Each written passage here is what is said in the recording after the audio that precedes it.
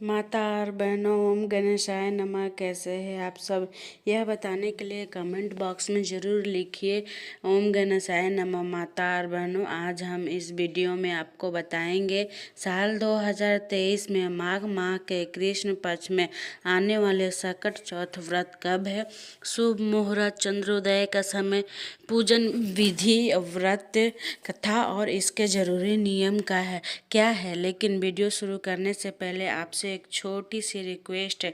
अगर आप मेरे चैनल पर नए हैं तो प्लीज़ सब्सक्राइब कर लीजिए और साथ ही साथ बेल बटन दबा लीजिए ताकि मेरे नए नए वीडियो का नोटिफिकेशन आप तक पहुंच सके। तो चलिए इस वीडियो को शुरू करते हैं।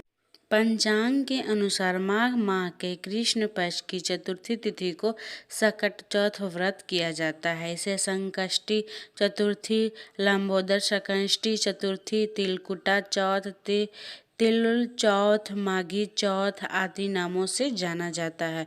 वैसे तो प्रत्येक मास में 2 चतुर्थी आती है, एक शुक्ल पक्ष में और दूसरी कृष्ण पक्ष में, लेकिन साल की इन सभी चौथ में माघ मास की चतुर्थी विशेष मानी गई है।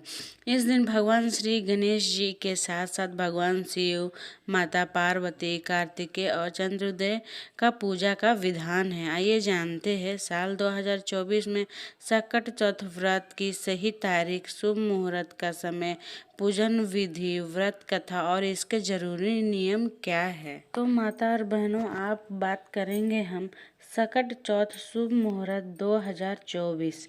साल 2024 में सकट चौथ या तिल चौथ का व्रत 29 जनवरी सोमवार को रखा जाएगा। चतुर्थी तिथि शुरू होगी 29 जनवरी प्रातःकाल 6:10 पर। चतुर्थी तिथि की समाप्ति होगी 30 जनवरी प्रातःकाल 8:54 पर। सकट चौथ व्रत चंद्रोदय का समय होगा 29 जनवरी रात्रि 9:10 पर। अब बात करेंगे माता और बहनों सकट तिल चौथ पूजन विधि के बारे में।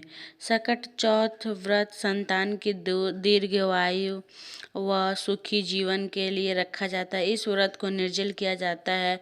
संकट चौथ के दिन ब्रह्म मुहूर्त में स्नान के बाद व्रत का संकल्प लेकर पूरे दिन निराहार रहकर संपूर्ण शिव परिवार का पूजन करें। सबसे पहले एक चौकी पर मिट्टी से बनी गणेश जी का प्रतिमा स्थापित कर प्रतिमा का श्रृंगार करें। अगर आप मिट्टी का नहीं ले सकते हैं तो खुद भी बना सकते हैं या फिर आप फोटो से भी कर सकते हैं, आपको जो भी आसानी से उपलब्ध हो सके। तो अब हम बात करेंगे सकट तिल चौथ पूजन विधि के बारे में।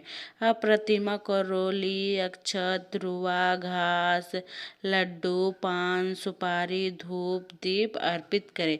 पूजा में ओम गण गणपतये नमः मंत्र का जाप करते हुए नैवेद्य के रूप में तिल तथा गुड़ के बने हुए लड्डू का भोग के रूप में अर्पित करें। अंत में व्रत में कथा पढ़कर या सुने या फिर बाद में आरती कर ले।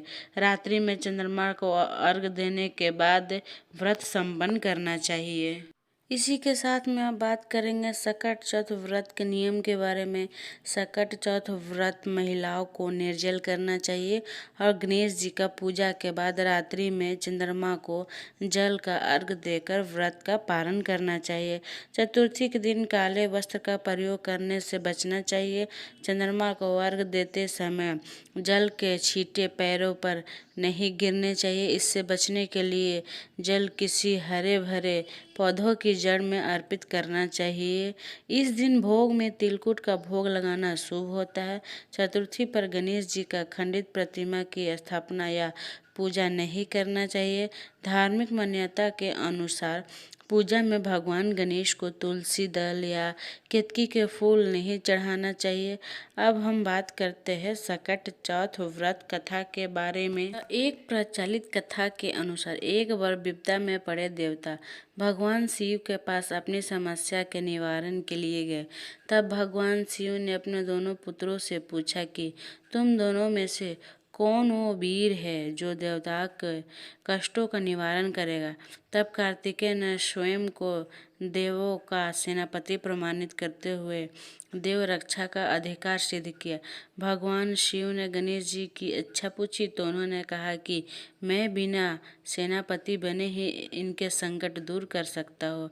इस पर महादेव ने दोनों को पृथ्वी की परिक्रमा करने को कहा और कहा कि जो पहले परिक्रमा पूरी करेगा वही वीर घोषित किया जाएगा। यह सुनकर कार्तिकेय पृथ्वी की परिक्रमा के लिए निकल गए, लेकिन गणेश जी ने अपने माता पिता के साथ परिक्रमा करते हुए कहा कि इनमें ही समस्त तीर्थ निहित है। गणेश जी के बात से सभी नतमस्तक हो गए और महादेव ने उनकी प्रशंसा करते हुए उन्हें आशीर्वाद दिया कि प्रत्येक कार्य से पहले तुम्हारी पूजा होगी।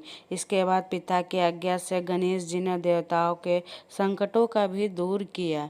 तो माता और बहनों, वीडियो कैसे लगा प्लीज़ लाइक कमेंट शेयर जितना ज़्यादा से ज़्यादा हो सके शेयर कीजिए। Thanks for watching my video.